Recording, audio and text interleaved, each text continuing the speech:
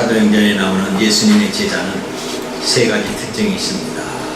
첫째는 어디를 가든지 누구를 만나든지 담대히 있습니다.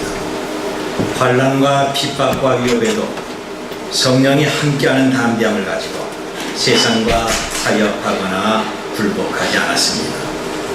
이들의 담대함은 자기의 결심이나 의로움에서 나온 것이 아닙니다. 오직 성령의 능력이고 주님 앞에 자기를 의탁하는 그 믿음에서 나온 것입니다. 그래서 어떤 환난과 고난에도 용기를 잃어버리지 않습니다. 그리고 두 번째는 원칙의 사람입니다. 하나님의 뜻이라면 무조건 순종한다는 원칙을 가졌습니다. 자기의 손익을 계산하거나 자기의 사정을 우선하지 않고 먼저 주님을 따르며 하나님의 뜻을 이룬다는 원칙입니다. 여러분, 우리는 이런 신앙의 원칙이 없이는 하나님을 기쁘시게 할 수가 없습니다. 사람보다 하나님을 기쁘시게 하며 그분에게 순종하는 것이 마땅하다고 하는 원칙이 있어야 됩니다. 세 번째는 증언의 사람입니다. 환난과 극심한 박해를 받으면서도 예수님을 의지하고 그분을 말합니다. 이들의 확실한 삶의 목적은 예수님을 말하고 증언하는 데 있습니다. 내가 왜 사느냐, 왜 부활하신 예수님을 증언해야 되느냐, 뚜렷한 목적이 있는 것입니다. 이제 사도들은 두 번째로 투옥을 당합니다. 그리고 억울하게 신문을 받습니다.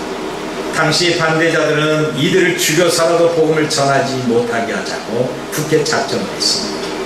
33절을 보니까 그들이 듣고 크게 노하여 사도들을 없이 하고자 할세라고 했습니다. 사도는 매우 위험한 상태에 놓였습니다. 여기서 우리 그리스도인들은 왜 고통을 당하는가를 생각하게 됩니다. 그리고 어떻게 고난에 대처해야 되는가 답을 찾아야 됩니다. 하나님은 사도들을 위험에서 건지기 위해서 가말리알이라는 사람을 갑자기 등장시킵니다. 가말리알은 바리새파 사람으로 율법학자고 모든 사람들에게 존경받는 공의의 회원이며 바울의 스승입니다. 가말리알은 신약에서 가장 특출한 인물 중에 한 사람으로 그가 죽자 율법의 영화가 사라졌고 순결과 절제가 끊어졌을 만큼 학문과 덕행이 뛰어난 사람입니다. 하나님은 그런 가말리알을 사용해서 사도들에게 피할 길을 주셨던 겁니다. 그리고 석방 위에 계속 예수님을 말하게 했습니다. 42절을 보면 그들이 날마다 성전에 있든지 집에 있든지 예수는 그리스도라고 가르치기와 전도하기를 그치지 아니하였다고 했습니다. 복음을 전하거나 정말 신실하게 사는 그리스도인들은 왜 고난과 억울함이 있습니까? 왜 우리 그리스도인들이 불신자들과 악한 자들에게 고난을 받거나 손해를 당합니까? 여러분, 그 대처 방안은 과연 어떤 것입니까? 고난에 대한 나의 신앙의 자세는 또한 어떤 것입니까? 고난과 박해와 삶의 손해를 보면서도 계속 예수님을 믿고 헌신해야 됩니까? 아니면 잠시 중단해야 됩니까? 오늘 본문을 통해서 이 모든 문제가 다 해결되시길 바랍니다. 성도의 고난은 능히 피할 길이 있는 것입니다. 고린도전서 10장 13절 보니까 사람이 감당할 시험밖에는 너희에게 당한 것이 없나니 오직 하나님은 미쁘사 너희가 감당하지 못할 시험당함을 허락하지 아니하시고 시험당할 즈음에 또한 피할 길을 내사 너희로 능히 감당하게 하신다고 말씀하고 있습니다. 고난을 당하는 지금은 슬프고 힘들지만 돌이켜보면 하나님이 능히 감당할 힘을 주셨거나 아니면 피할 길을 주신 것을 알 수가 있는 것입니다. 신실한 성도는 고난이 있습니다. 우리에게는 믿음으로 당하는 고난이 있습니다. 성도가 정말 신실하고 선하게 살려고 한다면 악한 마귀는 오히려 상처를 주고 시비를 걸고 도전하게 되는 겁니다. 여러분, 이것은 사회에서 당하는 고난이고 그리스도인들의 시험입니다. 예수 그리스도가 나를 위하여 고난을 당하셨기 때문에 그의 남은 고난을 내 몸된 육체에 우리는 채워야 되는 것입니다. 예수님을 증거한 사도는 잡혀서 고난을 당합니다. 하나님의 초자연적인 이적으로 감옥을 나왔지만 다시 잡혀서 공의 앞에 서게 됐습니다. 이제 다시 피할 길이 없습니다. 공회는 그야말로 살기가 등등했습니다. 이들을 죽여서라도 예수님을 말하는 그 입을 막으려고 했던 겁니다. 절망적입니다. 그런데 하나님은 그 자리에서 이들을 보고 계셨습니다. 성도가 당하는 고난에 결코 잠잠하지 아니했습니다. 베드로전서 3장 12절을 보니까 주의 눈은 의인을 향하시고 그의 귀는 의인의 간구에 귀를 기울이시되 주의 얼굴은 악행하는 자들을 대하신다고 말씀합니다. 시편 94편 9절 말씀 보면 귀를 지으신 이가 듣지 아니하시리라 눈을 만드신 이가 보지 아니하시리라 라고 말씀합니다. 하나님은 당신의 백성을 보고 계셨고 하나님의 기도는 사도의 간구에 귀를 기울이셔서 가말리엘을 통해서 역사하게 된 것입니다. 가말리엘은 공의원들에게 이렇게 말합니다. 여러분, 이 사람을 더 이상 상관하지 말고 내버려 둡시다. 이 사람의 사상과 소행이 사람으로 났으면 속히 무너질 거지만 만일 하나님으로부터 났다고 한다면 우리는 이들을 도무지 무너뜨릴 수가 없습니다. 도리어 우리가 하나님을 대적하는 것입니다. 이 말을 들었던 유대인은 그 말을 따르기로 했습니다. 가말리엘이 말이 좋아서가 아니라 하나님이 말씀하게 하시고 하나님이 유대인의 마음을 감동하게 하셔서 순종하게 만들었던 겁니다. 여러분, 성도는 세상 사람들에게 종결을 당하지 않습니다. 하나님이 모든 것을 판단하고 있습니다. 하나님이 판단하실 것을 사람이 판단함으로 하나님을 대적해서는 안 됩니다. 이스라엘 백성이 번성할 때 애굽의 바로왕은 출생하는 유대인 남자 아기들은 모두 죽이라고 명령을 합니다. 이 불의한 명령 한마디에 많은 어린아이가 태어나자마자 죄도 없이 죽습니다. 이때 레위 족속 가운데 한 어린 남자아이가 태어났습니다. 그도 마땅히 바로의 손에 죽어야 됩니다. 그런데 그 어머니 요셉에서는 이 아이를 석 달 동안 숨겼습니다. 아이가 자라면서 울음소리가 커지자 이제는 더 이상 숨길 수가 없어서 이 아이를 하나님 앞에 맡기면서 아기를 갈대 상자에 넣고 나일강에 띄워버립니다. 그런데 이 아이를 건져서 키운 사람이 바로왕의 딸입니다. 그리고 그 딸이 이 아기를 자기 아들로 삼아 키우게 됐습니다. 그 아이 이름이 우리가 잘 아는 모세입니다. 당시 아무도 죽게 될 이 모세를 도울 수가 없었습니다. 오직 궁궐에 있는 왕의 딸만이 모세를 건질 수가 있었습니다. 하나님은 모세를 살리기 위해서 원수의 딸을 사용하게 된 것입니다. 다윗을 시기하고 미워한 사울은 바로 다윗을 죽이기로 결심합니다. 그리고 다윗을 죽일 만반의 준비를 갖추었습니다. 자기를 방어할 힘이 없는 다윗은 더 이상 피할 길이 없습니다. 그런데 하나님은 다윗을 죽이려 한 왕의 아들 요나단을 통해서 그에게 피할 길을 내주십니다.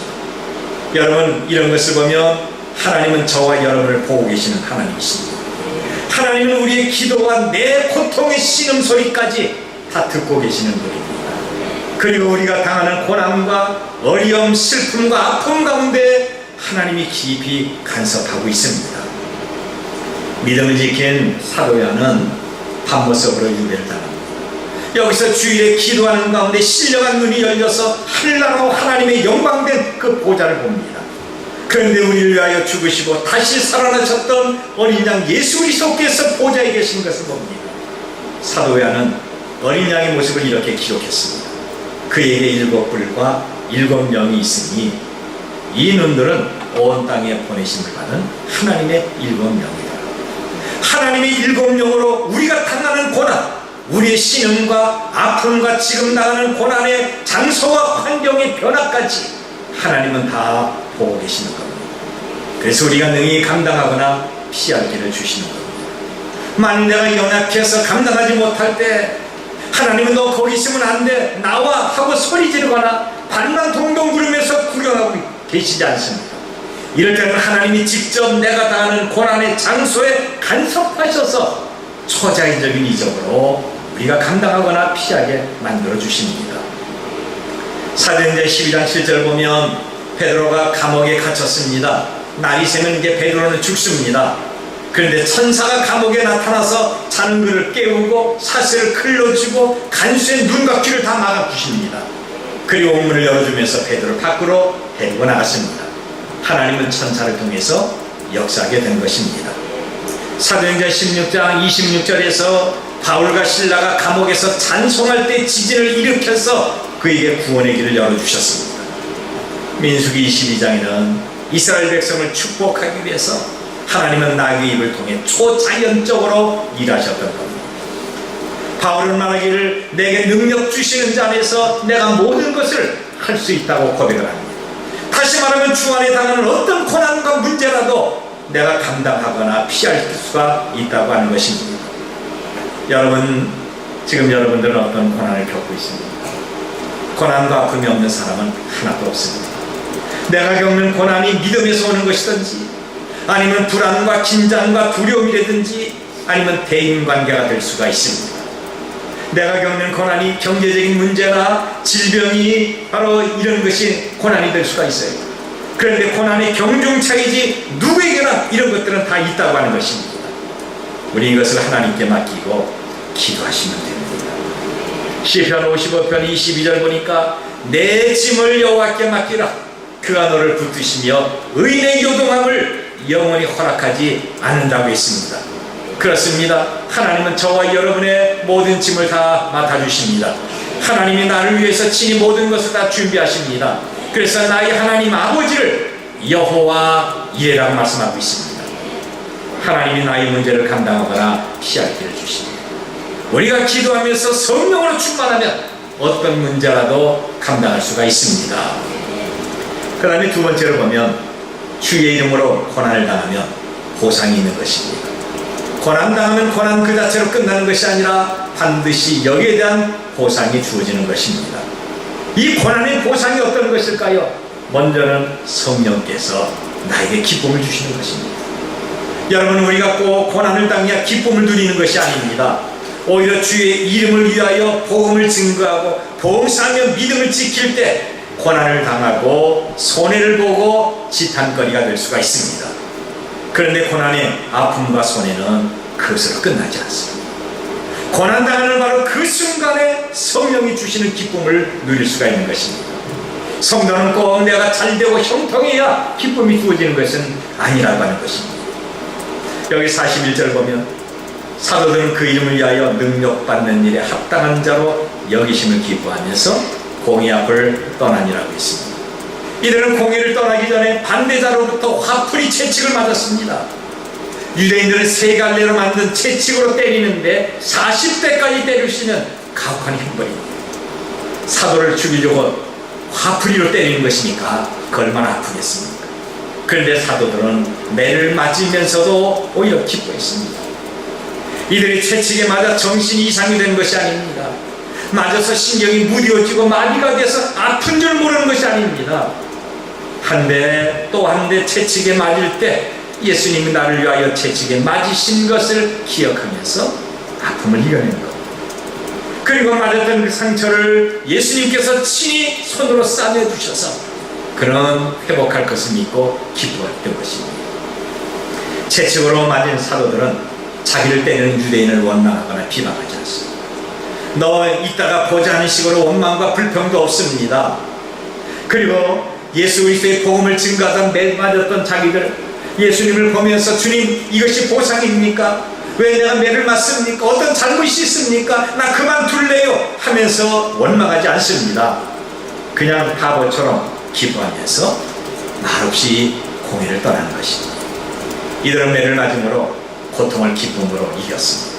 그렇다면 여러분, 우리도 어떤 어려움과 고난과 억울함이 있을 때마다 예수님을 생각하고 기쁨으로 이겨야 되지 않습니까?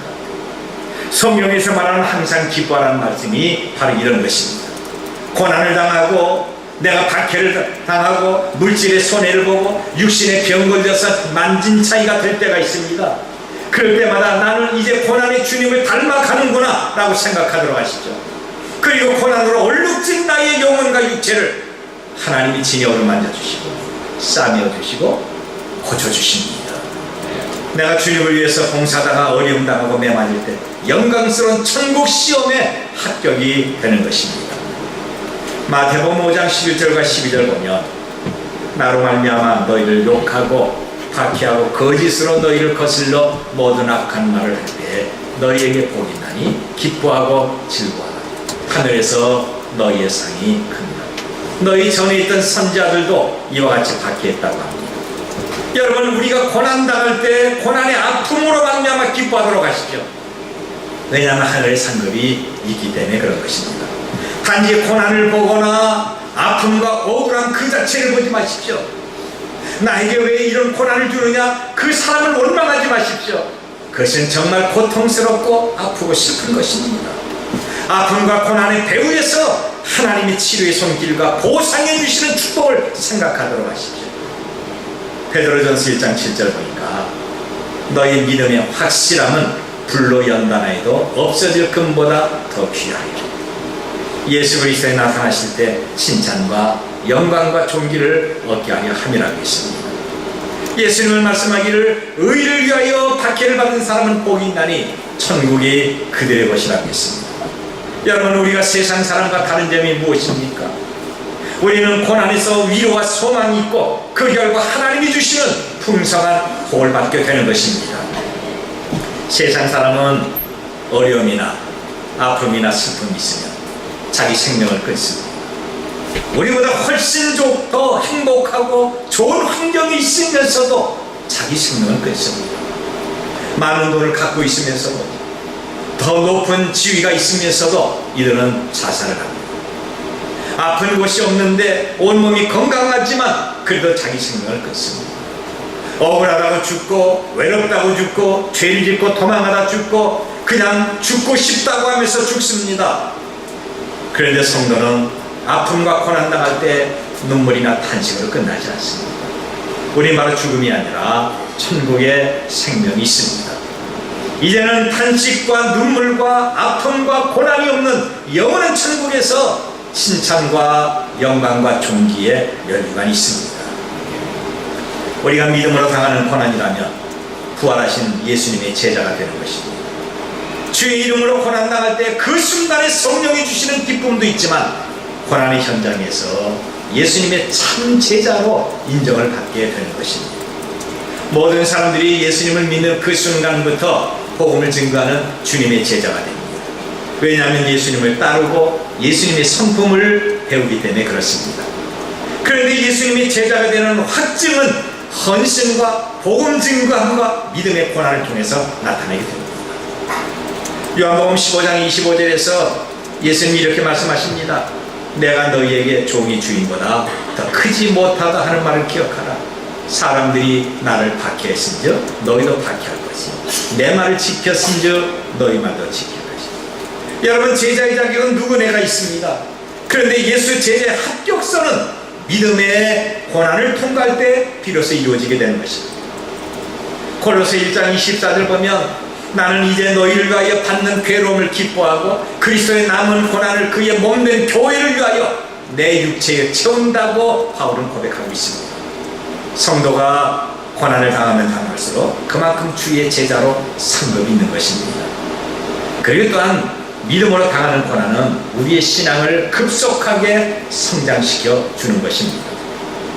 주의 이름으로 고난을 당하면 성령의 기쁨도 경험하지만 그리스도의 참 제자가 됩니다. 그리고 우리에게는 신앙의 급속한 성장이 있습니다. 내가 어려움 당할 때 찬송을 더하고 내가 환난 당할 때 더 기도하고 있지 않습니까? 인생에 문제가 있을 때 말씀을 사모하고 하나님을 가까이 하게 되는 것입니다. 야고보 5장 13절 말씀 보니까 너희 중에 고난당하는 자가 있느냐? 그는 기도할 것이라고 했습니다. 여러분, 저나 여러분은 평안하고 형통할 때는 기도를 잘 하지 않습니다. 그러나 인생에 문제가 있으면 산에서 부르짖기도 하고 새벽에 기도하고 철야와 금식 기도하고 있지 않습니까? 하나님이 뭡니까? 성도에게 고난이 무엇입니까? 하나님이 기도하라고 하는 파란 신호등입니다. 사도행전 12장 11절 보니까 천사가 베드로를 감옥에서 이끌어주자 베드로는 그때 정신이 번쩍 듭니다. 그리고서 그는 혼자 이렇게 중얼거렸습니다. 야, 내가 이제야 참으로 주께서 그 천사를 보내어 나를 구원하는 줄 알았다. 이제야 알았다. 예수님의 수제자고 병자를 고치고 원수 앞에 담대하게 말씀을 증거하고 채찍에 맞으면서도 기뻐했던 그가 고난 가운데 다시 한번 깨달은 것이 있다고 한다면 주님이 참으로 자기를 사랑하신다고 하는 겁니다. 여러분, 성도의 고난은 하나님의 섭리를 체험하는 것이고 신앙의 성장을 갖고 오게 되는 것입니다. 성도는 고난 가운데서 주의 위로를 경험하게 됩니다. 세상의 즐거움은 순식간이고 참담 위로가 아니라는 것을 알고 있습니다. 세상 사람은 육신의 즐거움으로 낙을 삼고 위로 삼고 있지만 하나님의 사람은 말씀과 성령을 통해서 위로를 받고 있는 것입니다. 제가 과거에 병원에 신방 갈 때 겪은 일입니다. 병실에 몇 사람이 입원을 했는데 마침 식사 시간입니다. 그런데 어떤 환자는 음식을 앞에 두고 큰 소리로 욕을 하면서 불평합니다. 왜 나에게는 고기 반찬을 주지 않느냐? 나도 고기를 먹고 싶다. 그런데 왜 고기 주지 않느냐? 화를 내면서 병실 분위기를 다 망가뜨립니다. 그는 고기 반찬이 자기의 소망이고 유일한 위로입니다. 고기 먹으면 안 되는 환자가 고기 먹고 싶다고 큰 소리로 불평하면서 음식 갖다 주는 사람을 욕을 합니다. 그리고 많은 사람들이 환자를 불편하게 만듭니다. 그런데 그 옆에 환자를 봤습니다.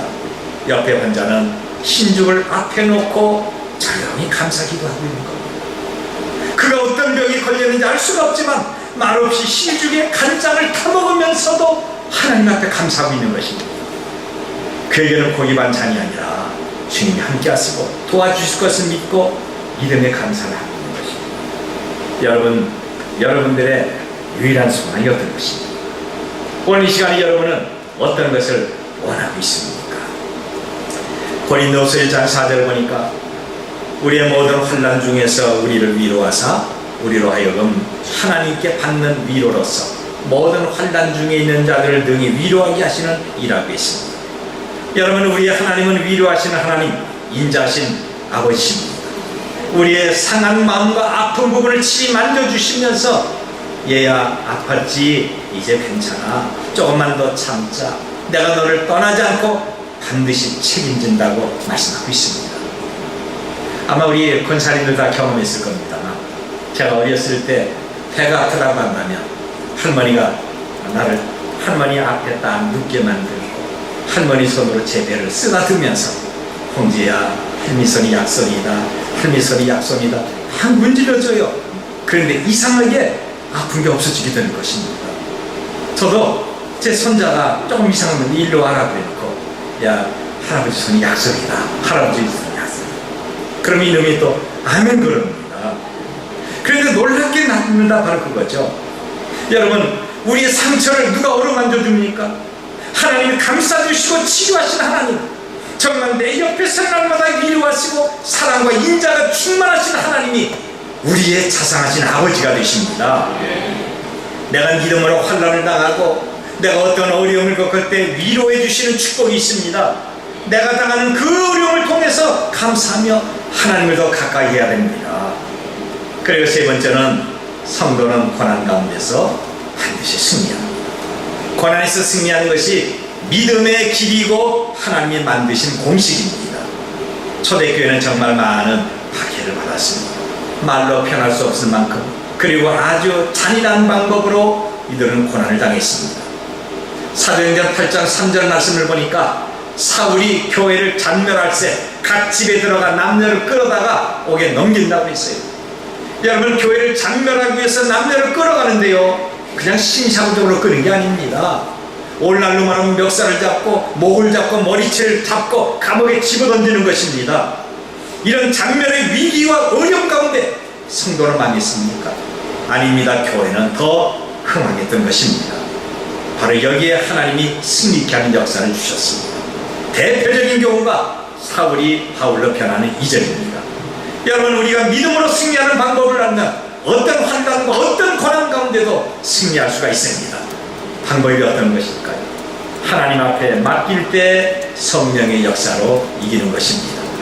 내가 하는 것이 아니라 하나님 앞에 내 맡기고 기도해야 성령의 능력이 나타나게 되는 것입니다.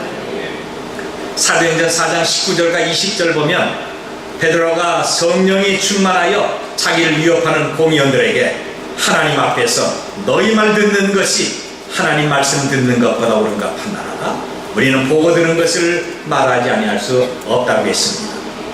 시간의 선자는 일찍이 성령의 능력을 이렇게 예언했습니다. 만군의 여호와께서 말씀하시되 이는 힘으로 되지 아니하며 능력으로 되지 아니하며 오직 나의 영으로 되느니라. 우리가 고난당하면 하나님께 믿고 힘써 기도하도록 하십시오. 그러면 성령의 뜨거운 역사가 나타나게 될 것입니다. 이 고난은 성령의 도우심으로 승리합니다만 그렇다고 우리가 가만히 앉아서 주여 주여 한다고 이기는 것이 아닙니다. 우리도 흔들리지 않고 끝까지 사명을 감당해야 되는 것입니다. 사도들은 고난당할 때 주의 복음을 증거함으로 승리했습니다.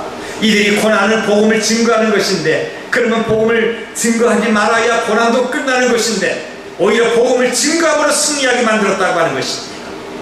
내게 주어진 사명이 어떤 것인지, 힘들다고 어렵다고 손해를 본다고 피곤하다고 놓지 마십시오. 그것으로 하나님의 역사도 끊어지게 되는 것입니다. 악착같이 더하도록 하십시오. 데살로니가전서 2장 2절을 보니까 너희가 아는 바와 같이 우리가 먼저 빌립보에서 고난과 능력을 당하였으나 우리 하나님을 힘입어 많은 싸움 중에 하나님의 복음을 너희에게 전하였다고 했습니다. 바울은 고난을 피하지 않았습니다. 오히려 복음을 증거하면서 고난을 당할 때 더 힘써 복음을 증거함으로 자기를 박해하고 어려움 줬던 사람들이 이제는 바울의 손과 발이 됐던 것입니다. 여러분, 어려울 때 뒤돌아보거나 낙심하지 마십시오. 주어진 직분에 더 열심을 내도록 하십시오. 우리는 계속 충성해야 됩니다. 쟁기를 잡고 뒤돌아보지 마십시오. 오직 나와 내 집은 여호와를 섬기겠다고 하는 여호와의 신앙을 갖도록 하십시다. 나의 주님, 나의 예수님은 모든 걸 다 이기셨습니다. 그분은 고난도 이기시고 시험도 이기시고 환난과 핍박과 죽음까지 이기셨습니다. 우리가 모든 일에 승리하려면 예수님을 믿고 그분을 따르면 승리할 수가 있습니다. 그리고 반드시 이깁니다. 심는 대로 거두는데 고난당하는 것 이상으로 하나님이 갚아주십니다. 내가 공고한 날수대로, 내가 화를 당한 날수대로 기쁘게 보상해 주시는 하나님의 복이 있습니다. 시편 119편 71절 말씀을 보면 고난당하는 것이 내게 유익이라 이로 말미암아 내가 주의 율례들을 배우게 되었다고 했습니다. 여러분, 성도의 고난은 하나님의 함께 하심으로 능히 감당하거나 피할 수가 있습니다. 성도의 고난은 기쁨이라는 결과가 있습니다. 한나라의 상급과 예수님의 참제자 그리고 신앙의 성장과 하나님의 위로를 경험할 수가 있는 것입니다. 그리고 성도의 고난은 주의 도심으로 반드시 승리합니다. 이제 여러분이 어떤 문제로 고난을 당하며 슬퍼하고 아파하는지 우리 주님이 다 알고 계십니다. 우리의 질병과 내 사정과 기도 제목과 심지어 인생 앞날에 무엇이 필요한지 하나님은 다 알고 계십니다. 때가 되면 해결해 주시고 위로해 주시는 하나님의 손을 바라보면서 고난이 올 때 결코 낙심하거나 불평하지 마십시오. 멀리 바라보면 지금 당하는 아픔과 고난이 오히려 내게 유익됨을 고백할 수가 있습니다.